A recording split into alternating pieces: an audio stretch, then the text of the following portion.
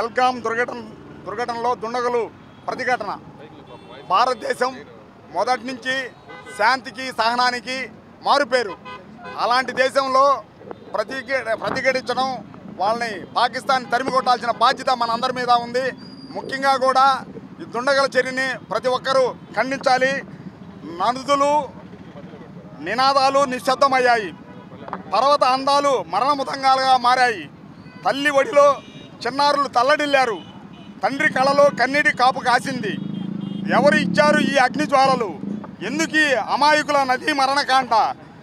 విధ్వంస మీరైతే ఆ దారితోనే మిమ్మల్ని పూడుస్తాం. పహల్గామ్ అడుగులో ప్రేమ పుయ్యాలి. పర్వతాలపై శాంతి పథకం ఎగరాలి. జయిద్దాం క్రూరత్వాన్ని. ఒక మాట చాలు. మరణించిన ఉదయాలకు సానుభూతి. దుండగులకు ఇదే మరణ శాసనం. మనసుల కలయికే నిజమైన జయం.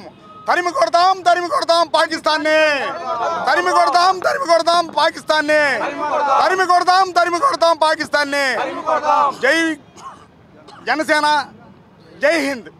పహల్గామ్ ఉగ్రవాదంలో ఏరులై పారిన ప్రతి భారతీయుడి రక్తపు బొట్టుకి సమాధానం చెప్పి తీరుతాం. జాతి సమైక్యతను భంగపరిచే పిచ్చి కుక్కలను తరిమి కొడదాం. నిన్నటి రోజున కుటుంబాల్లో పెద్దని టార్గెట్గా చేసి ఏ మతాన్ని పాటిస్తున్నామని అడిగి మరి సునకానందం పొందిన పాకిస్తాన్ ఉగ్రవాదులకి సరైన సమాధానం చెప్తాం. కూటమి మంత్రులు, ఎమ్మెల్యేలు ఆ కుటుంబ సభ్యులతో కలిసి పాడి మోసి రేపటి రోజున జరగబోయే రక్షణ బాధ్యతను తీసుకుంటామని మరొకసారి తెలియజేశారు. మా అధ్యక్షులు పవన్ కళ్యాణ్ గారు ప్రతి కుటుంబాన్ని పరామర్శించి వాళ్ళ బాధలను తెలుసుకొని 3 దశాబ్దాల వెనుక 1986లో ఉగ్రవాదం చనిపోయిందనుకున్నాం. ఇంకా బతికే ఉంది. ఈ రక్తపు చర్యకు ఖచ్చితంగా ప్రతీకార చర్య చేయాల్సిందే.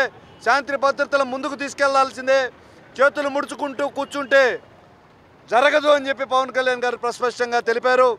నిన్నటి జరిగిన లోటుని తీర్చలేం, కానీ భారతీయులందరికీ కూడా మేమున్నాం, రక్షణ బాధ్యతలను ముందుకు నడిపిస్తామనే విధంగా కూటమి నాయకులు ప్రవర్తించారు.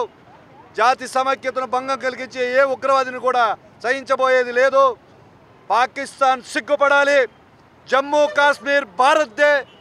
ఏ రోజు జరిగిన ఒప్పందాలన్నింటినీ అతిక్రమిస్తూ వేడుకలు చేసుకున్న మీ దుశ్చర్యలను తిప్పికొడతాం. ఇప్పటికే భారత ప్రధాని మోడీ నేతృత్వంలో పాకిస్తాన్ వారికి జవాబు చెప్పే చర్యలు స్టార్ట్ అయినాయి. రానున్న రోజుల్లో ఏ పాకిస్తాన్ మనిషి కూడా భారతీయులపై దాడి జరిగే విధంగా ఉండే చర్యలు ఉండకూడదని చెప్పి మరొకసారి తెలియజేస్తున్నాను.